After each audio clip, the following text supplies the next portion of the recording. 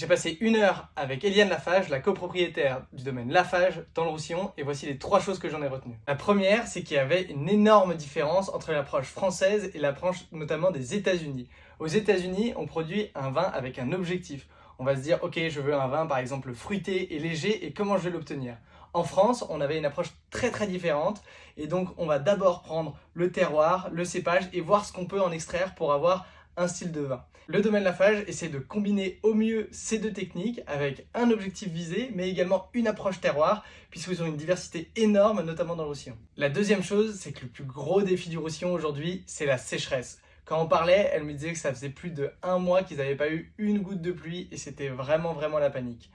En réalité, c'est dû à 2 facteurs. La première, c'est forcément la chaleur. On est dans le sud, il fait très chaud et du coup les vignes sont très sèches et manquent d'eau. La deuxième, c'est l'atramontane qui souffle énormément de vent et du coup enlève et sèche